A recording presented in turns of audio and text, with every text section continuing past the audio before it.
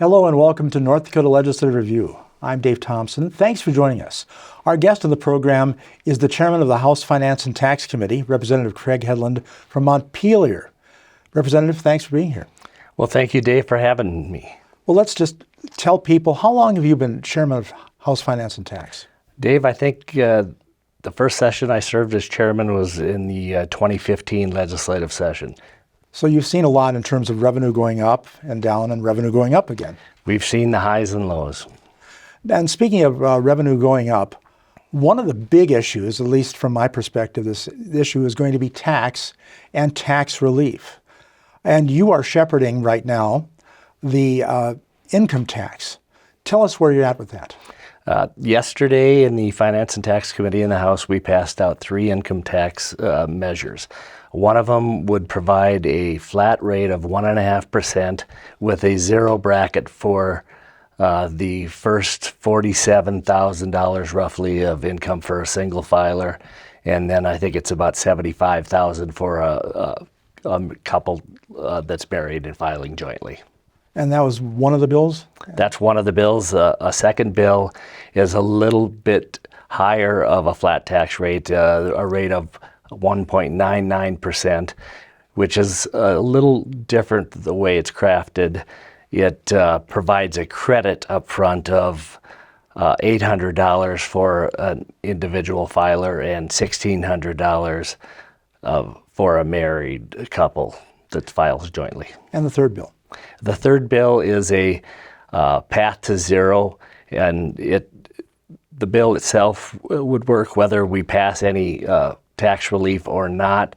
But essentially what it does in times of prosperity, if the forecasted revenue is 10% over what it had been forecasted at, it would trigger a 0.5% reduction in the marginal rate or rates, depending on where we end up. And of course, we're talking about income tax rates because that was one of the governor's priorities as well, to try to say that income tax probably affects more people in the state of North Dakota. Am I correct? It does. I think there's about there's 566,000 people who file income taxes in North Dakota, and that's a much, much greater number than those who own property. Well, in terms of your bill, does it affect out-of-state taxpayers? Well, it depends on which bill that you're going to speak to. And the bill with the 1.5% flat rate and the zero bracket up front, it's been coined the governor's bill. It's actually my bill that I had offered. That bill would reduce rates for every taxpayer. The 1.99% rate with the credit that's provided up front, it's a credit that would be provided to only North Dakota residents. So the difference in that bill is every taxpayer would be impacted by the 1.99% rate, but if you're a North Dakota resident, you would receive the credit, which would minimize that impact to those that would be paying at a lesser rate today. Okay. Now, is the plan for all 3 bills to go to the floor at the same time and say, okay, pick and choose which we want? As of right now, Dave, that is the plan. We haven't chosen a day. It's going to have to be early next week, Monday, Tuesday, or possibly Wednesday. We haven't chosen the day that we're going to run the tax bills out. I think it depends on how the scheduling with some of the other committees and some of the significant, important legislation they have, and how the leadership feels they want to run that. But we do want to try to run the tax bills on the same day. And I suppose the reason you're doing it next week is you're getting close to crossover. We are getting close to crossover. Those bills do have to be voted on prior to that. So all the House bills will be voted on, and they'll cross over during crossover. Now, the Senate passed some property tax relief. One was that to put more money into foundation aid and to lower mills from 60 mills to 40 mills, and also something to do with the homestead tax credit. They're coming over to the House. Is there a way to reconcile both concepts at least? Well, I believe that's what will occur at the end of the session. The House did also pass a homestead tax credit bill out of committee that has not been voted on the floor yet. That's going to be part of the tax package that the House sends over. So the House is dealing with both income tax and homestead property tax relief for those that are 65 and older. The Senate has passed those two measures, as you talked about. One of them, a mill levy buy down for education funding, and the other one is a little bit different homestead tax credit bill. So It's all very interesting. And what do you have to do to reconcile this? well, I think it'll be just a negotiation between the House and Senate leadership, tax committees, and we'll just see how it all flushes out. But I think there's a number of how much tax relief we believe we can afford and sustain into the future that is like a total of what we would provide between both income tax and or property tax. But what I hear you saying is there's probably room for something in both. Well, I think that's definitely the case. We talked about tax bills. Another bill that came up was removing the trigger from the oil tax. And tell me why that was an important bill. Well, Dave, oil production has become a significant piece of North Dakota's economy. In fact, it's the leading industry. It's overtaken ag as far as the revenue it produces and how those dollars run through our economy. The trigger, essentially, when it triggered, led to the trigger amounts to what we see as a windfall profits tax. So as North Dakota is reliant on oil, the key thing that we need to do is to keep production up.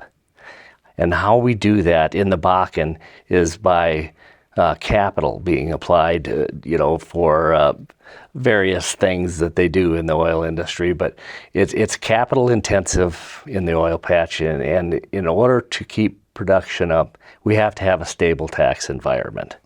And we believe that it was just not good tax policy. It's not business-friendly tax policy to, when things are good, to put essentially what amounts to a 20% surcharge tax on that industry. And what we found out, and I think this is what's significant about that piece, is that we went through the times of really bad oil prices during COVID, and we lost some oil companies and some of those midstream companies that we all need to keep oil production up. When oil recovered, things did stabilize, and it got high enough where the tax trigger actually kicked in. And you would expect to see additional investment in and more capital brought to either increase production during times of high prices, or at least maintain where the levels that we were at. However, we didn't see that with the trigger applied, and it's just one of the reasons that we didn't see that additional investment. And frankly, I think during other times, without the trigger, we might have possibly seen an increase in production, which, brings additional revenues to the state. So it's all about bringing capital to North Dakota and getting it invested in the oil play and in the Bakken. It sounds like you're saying play the long game, not the short. It's the long game, yep. And I think it mentioned that, if they don't invest in North Dakota, they have other places, shale plays, to invest in. They do. We're in a real competition with New Mexico and Texas and their shale oil plays. And, when the trigger was first enacted, when we dealt with the oil tax back, I believe it was in that 2015 session, and that high trigger was put into place, we were in a different time in the Bakken. At that time, the Bakken was the prominent shale oil tax play, and we really didn't have to compete with the states of Texas and New Mexico for where that capital gets applied. We're in a different world today. And I think we saw the impacts of the time when the trigger was on and where the investment went. And it did not come to North Dakota as we had hoped. Permian Basin. Permian Basin. So that is another perhaps incentive to say to the oil industry, we need you to stay here. We're going to remove the trigger so you won't have to face this 20% increase in revenues. We absolutely do need that industry here. And, you know, as the Bakken ages and it becomes more of a mature play, you know, there are other things that we're going to have to do that, you know, may look like they're going to reduce revenues up front. But again, it's about keeping production at levels that we really need to keep this economy going and keep that Bakken play an important piece for American energy production. Another one that's there along the same lines is this bill about a tertiary recovery or enhanced oil recovery. There's a bill that I think your name is on the bill, isn't it? About well, you're talking about the re-stimulation re-stimulation. bill. That was the word I was searching. That is another bill that was brought to us by one of our larger oil companies in the state, and you know, their choices of where they want to put their investment up. Yeah, you know, I think this company is one of those companies that has developed most of their leases, and so if they're going to continue to bring capital to North Dakota versus investing it in the other places that they're heavily active in, we needed to take a look at doing something for a re-stimulation or what they call a refrac. And I think this bill was put forward to address that. It passed out of the committee, I believe, unanimously, and that will be on the floor, I believe, tomorrow for a vote. But that does, I think that you said that might need some tweaking. It might need some additional tweaking. We did tweak it from the way it was introduced, tried to limit the exposure to North Dakota revenues, and at the same time still provide enough of an incentive for an oil company to invest in a well that has lost its production. And the real goal here would be is to have an active well not become a stripper well where you lose the tax revenue, the extraction piece altogether. And talking to the EERC, there's a lot of studies that if you could find a way to unlock the refracking, if you want to call it, or just using carbon to get in there, you know, carbons that's sequestered to enhance oil recovery. There's a lot of oil that's still available. There is so much oil in the Bakken that, you know, there's enough oil that will last for generations to come.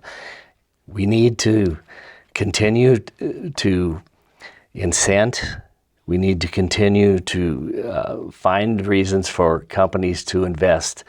You know, as time passes, technology changes, and it seems that we're able to get more and more oil out of that rock than we were in the past. Now, when you talk about secondary and tertiary recovery, you're really addressing a move on like a whole oil field where this refrac is like a particular well. Okay, targeted to a well. Yes. Yeah. Similar to what that company's doing in Bowman County, correct? Well, they have a tertiary recovery. They're using CO2 to enhance the oil production. I believe, anecdotally, I've been told it's working very well. Production has gone up to levels that they really only imagined. So there are things and improvements in technology that are really going to help North Dakota and all shale oil plays in the future. And kudos to our EERC who is helping develop technology that's going to work in the Bakken in a horizontal well. I believe the wells that you've referred to down in Bottineau County are your traditional vertical older wells. So I know there's some more work to do on Bakken. And there is. What's the best way to get that oil out? Yeah, there is more work to be done there, but I think we're really close. And, you know, we already have incentives in place for when that technology is ready and to be deployed into the Bakken. So we're ready with tax policy. I think we're just waiting on the technology to get there. And it's my understanding it's really close. Now, I just have to ask you, since we're talking general tax policy, has there been any discussion about tax incentives for getting animal agriculture back in North Dakota? Well, there hasn't been any chatter about tax incentive itself. It's more of the business structure associated with bringing that capital in. Animal agriculture, in today's terms, with some of the size and scope of them, are really expensive. We've heard dairies.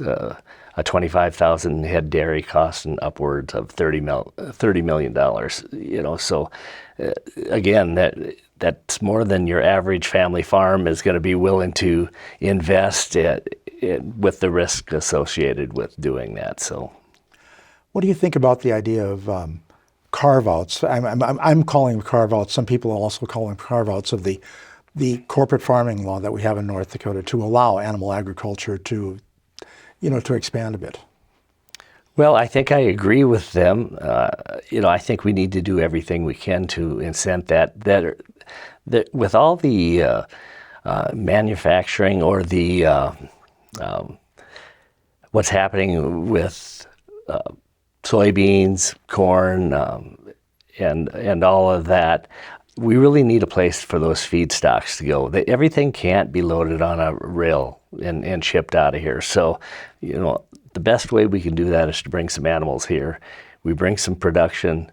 It's going to help those companies that are trying to get all the oil they can out of soybeans and the uses for that. But it's those feedstocks that we need to worry about. And the benefit of what that would bring to local communities. I think we really feel that animal agriculture and getting some of those located here would really help our rural communities, the small towns, because of where they'd be located. Are there special exemptions that the legislature is considering for these things like a Cargill soybean crushing plant or anything like that? I don't know that we've addressed any special exemptions for any of the current processing plants, but we've got exemptions on the books to try to encourage them to come here. And as you are probably aware, the latest to announce is a soybean crushing facility that's going to be located in Grand Forks. We already have the soybean facility at Spiritwood. We have one that's being built in Castleton. And then we have just recently announced one in Grand Forks. There are also corn processing facilities that are being discussed as well. So you're seeing that type of potential for economic expansion in North Dakota. That's correct. There's even a lot more exciting projects happening than that. I think we're on the cusp of announcing a fertilizer plant, possibly a fertilizer production plant being announced. It depends on policy that gets passed this session. And, we're working as hard as we can to make sure that we've got the business environment to get all that we need for our North Dakota economy here. Our farmers need fertilizer, and we're essentially the last stop as fertilizer comes up the Mississippi or gets unloaded in the ports. So what we can produce here is very helpful. Now, here's something a little different, but again, we're talking taxes. There have been studies over the past few bienniums. Interim Committee took a look at the exemptions that are already in statute and looking at what are used, which aren't used, which can go or which need to stay or be enhanced a bit. Any thoughts on how that study's gone? Well, we have been, and I have been part of those interim committees that have looked at those exemptions. And what we've tried to do with existing exemptions is there a need to continue with the exemption? Have we been able to incent what we were trying to? And part of the discussion recently was the soybean processing facility exemption. I believe it was 2 interims ago we had the discussion. We hadn't been able to incent everything, so we discussed whether we should take it off the the tax rolls or not. The decision was made at that time to leave it in place, and here we are just a few years later, and we have 3 facilities that are being proposed and being built. And three facilities for, I think North Dakota is becoming one of the top soybean producers in the world. Well, North Dakota, I believe, ranks high. I don't recall our exact position in production, as far as states go, but we do have, I believe, 2 of the 3 top producing counties in the whole country located right here in North Dakota. I'd like to shift gears again and just ask you, are there other particular issues that you're really interested in and kind of keeping your eye on this session?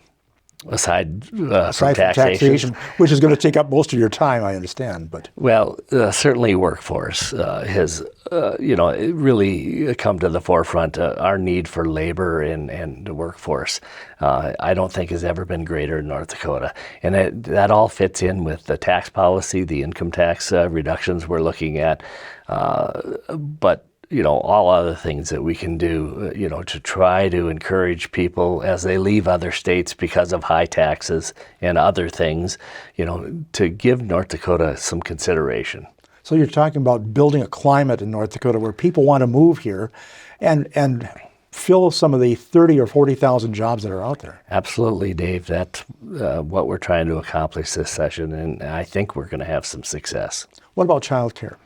Childcare is a big issue, and I believe that there are pieces of legislation in regards to childcare that are going to pass this session to try to help young families that it becomes a problem that they either can't find the adequate childcare, which I think is the biggest problem. We just don't have enough of those different businesses, small businesses. We don't have enough people willing to do it, and that's a problem. But hopefully there's ways we can incent that. And can I say you've probably seen that whole attitude about state involvement in getting childcare started or helping childcare out. That seems to have evolved since really the early 90s is what I can remember. Through now, here we are sitting in 2023, and workforce is like issue number 1. It really has. I've been on the tax committee for a while, and we've had different bills over the years. Some have passed, some have failed for various reasons. But the bottom line is today we're almost in dire straits where we really have to do something to help young families. Because if they can't find childcare, one of the parents is not able to enter the workforce, and when we're so short on labor and skilled labor, what else are we going to do? And of course, that is a ubiquitous type issue because you hear complaints from the oil industry. We need more workforce. We need more people doing frac crews. We need more people doing oil and gas production. And you hear it from retail. You hear it from manufacturing now. If you're talking about the corn crushing plants, the soybean crushing plants coming, those are good paying jobs, but can you find people to work? Dave, I don't think there's a sector of our economy that isn't challenged with workforce issues. We know in the agriculture community, we're challenged with workforce issues. Technology, service, oil production, manufacturing. I think you could go right down the list and you'd find that every area is short of labor and workforce. Another overarching issue. Yeah, very. Again, you're talking about the top 3 or 4 issues. Those were my top 3 or 4. We have a few minutes left. I wanted to ask you about your feeling about changing the retirement plan for new hires for state government from a defined benefit to a defined contribution plan. That bill is going through. That bill is going through, and I think we really have to address it this session while we have the economic resources to do it. We can continue to kick the can down the road, Dave, and if we had addressed it a few years back when we had an opportunity, it would have cost us 25% of what it's going to cost us today. And this is taxpayer money we're talking about. But at the same time, we've also made a promise to those employees that have come and have dedicated their careers to the state, and they deserve what they've been promised, and we feel obligated to do it. However, moving forward, I think younger generation doesn't care as much about a pension. They actually prefer a 401k type of package that is mobile, and they don't get locked into one position and have to make a career out of a position that essentially, in order to get their pension, their retirement that they've been so promised. So you're basically saying what some of the studies have shown is that people aren't spending as much time in jobs as they used to. Well, that's And they're right. changing jobs. Yep. Unlike some of us who have been in our jobs over 40 years, but that's all right. Well, some of us have only really known one job, and I think there's a blessing that goes around with being able to have a job and then see it through till retirement. But some like change, some like to move around and do different things, and to each his own. Well, we have about a half minute left, and I ask every guest this question: when do you adjourn? Well, it's going to be the end of April. I think my guess is we're going to go 78 days. Okay. You're saying 78, which is anywhere between 75 and 78 is what I'm hearing. So, well, thank you for taking the time and being here. Well, thanks a lot for having me, David. It was a great conversation, and I would be happy to come and talk with you anytime. Great. Thank you. Our guest, Representative Craig Hedlund from Montpelier, Chairman of the House Finance and Taxation Committee. For Prairie Public, I'm Dave Thompson.